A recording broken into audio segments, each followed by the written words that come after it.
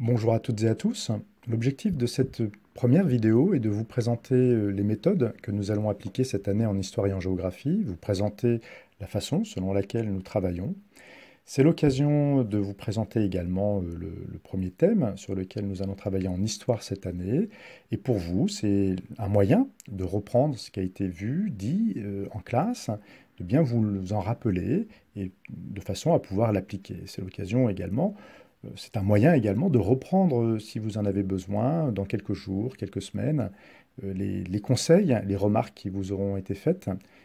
C'est une façon, en fait, puisque ça sera d'autres vidéos suivront sur d'autres chapitres, c'est une façon de réécouter, de compléter, de reprendre ce qui est dit en classe. Voilà.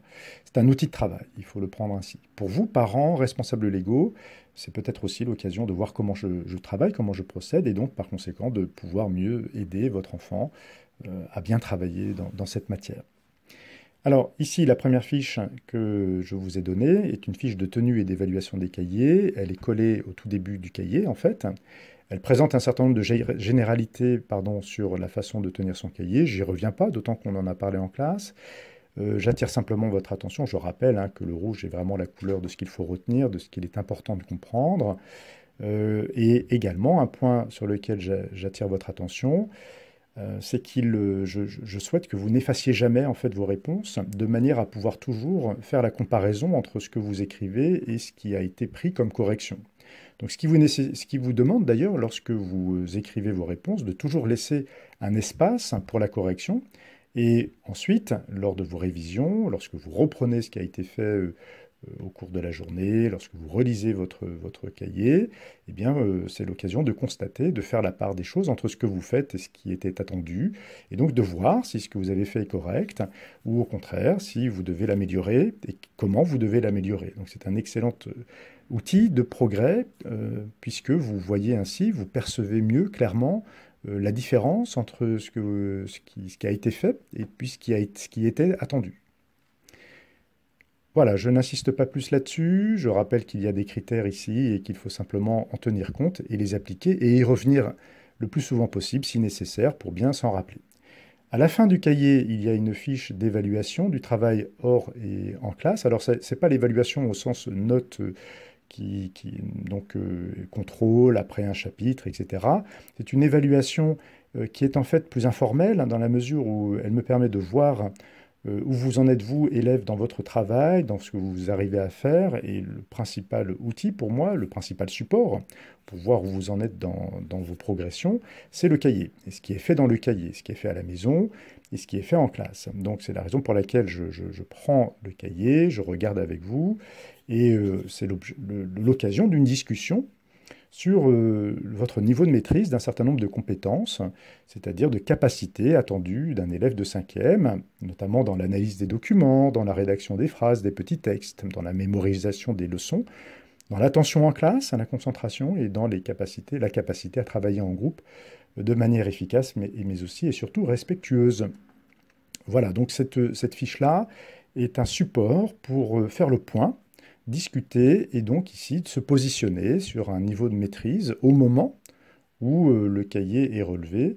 C'est encore une fois dans cette discussion qu'on peut bien cibler les points qu'il vous faut encore améliorer, sur lesquels vous devez progresser. Voilà. Alors, vous allez avoir une première fiche introductive à notre thème 1 sur la chrétienté et l'islam du 6e au 13e siècle, des mondes en contact.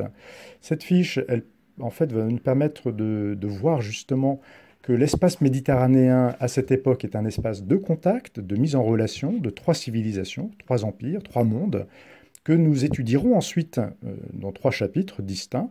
Ça sera notre première partie, mais c'est intéressant de commencer par voir qu'ils sont en fait en contact, qu'ils sont en relation les uns avec les autres. Et donc c'est une façon aussi de voir que l'espace méditerranéen, loin d'être un obstacle infranchissable, bien au contraire, est un trait d'union entre des mondes qui ne s'ignorent pas du tout, au contraire. Alors, on va dans un premier temps, donc ici c'est un travail un peu particulier en fait. Cette fiche, tout est à faire sur la fiche ou sur le fond de carte. Donc il suffira simplement de coller cette fiche dans le cahier et il n'y a pas d'autres comment dire, règles de tenue du cahier ou pas de titre à écrire. Non, non, simplement ici la compléter. Une fois qu'elle sera complétée, la coller proprement dans le cahier. Ça, c'est le premier point. Ensuite, une fois que cette fiche d'introduction, qui nous permet de voir justement les points importants de ce chapitre-là, est faite, je vous demanderai de coller. Donc on commencera le premier chapitre, chapitre 1, Byzance et l'Europe carolingienne. Donc on s'intéressera aux deux empires chrétiens. Et donc ce premier chapitre-là, commence par une fiche de présentation que je vous demande de coller juste en dessous le titre. Cette fiche de présentation et d'objectifs, comme son nom l'indique, elle présente le chapitre, ses objectifs généraux. C'est aussi une fiche de révision. Les objectifs, alors la présentation générale, elle est donc dans un court texte qui permet de faire le lien avec ce qui a été vu précédemment. Ici, c'est avec ce qui a été vu en sixième. Et même si ça n'a pas été vu, de reprendre justement. Ça justifie également, c'est une justification, ou plutôt une explication de la présence de ce chapitre dans notre programme. Pourquoi est-ce que nous nous intéressons à ces deux chapitres-là? En fait, ils poursuivent à leur manière l'Empire romain, et c'est en cela qu'ils nous intéressent, même si, au fond, ils vont être différents de l'Empire romain, ils vont néanmoins le continuer. D'une certaine manière, beaucoup plus net pour l'Empire byzantin, un peu moins, beaucoup moins en fait pour l'Empire carolingien. Mais ça nous permet de faire le lien avec ce qui a été vu ou justement de reprendre ce qui n'a pas été vu, compte tenu du contexte particulier de l'an dernier, en sixième. Alors, ces fiches sont construites de cette façon. Donc, on a la présentation générale et ensuite deux colonnes.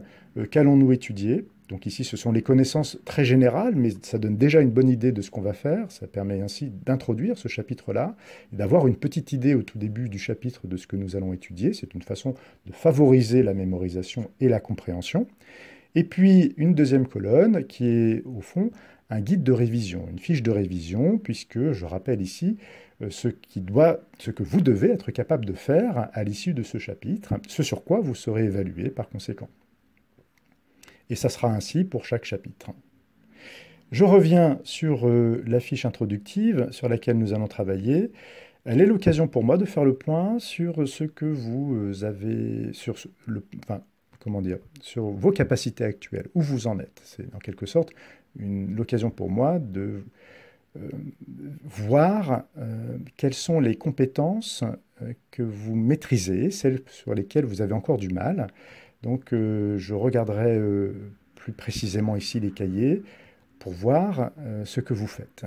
C'est une fiche d'introduction, mais c'est aussi pour moi l'occasion d'avoir un aperçu des compétences acquises ou encore difficilement mobilisables par une partie des élèves. Alors, on verra ça au fur et à mesure.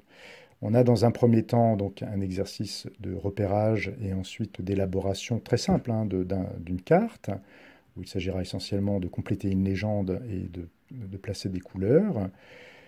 Dans un deuxième temps, on va analyser des documents de nature différente. Ce sont ceux qui sont ici, pages 150-151. On voit qu'ils sont variés, mais ce ne sont pas les mêmes types de documents. Donc moi, ça m'intéresse de voir où vous en êtes dans la lecture de cartes, la compréhension d'un texte, deux textes en fait, le 3 et le 5, et également dans l'analyse d'un document iconographique, c'est-à-dire une image.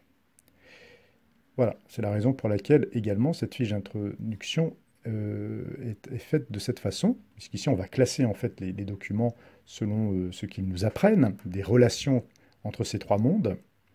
Et enfin, ça sera l'occasion pour moi de voir où vous en êtes également dans votre capacité à rédiger un court texte. Donc la consigne est là, on aura l'occasion de la reprendre en classe, mais c'est aussi le moment pour moi de voir, grâce à ce petit encadré, où vous en êtes dans votre capacité à rédiger un petit texte à partir d'une consigne. Voilà, on reprendra tout cela en classe, et puis d'autres vidéos suivront sur les autres aspects, sur les autres chapitres, et sur le premier chapitre. À très bientôt, au revoir.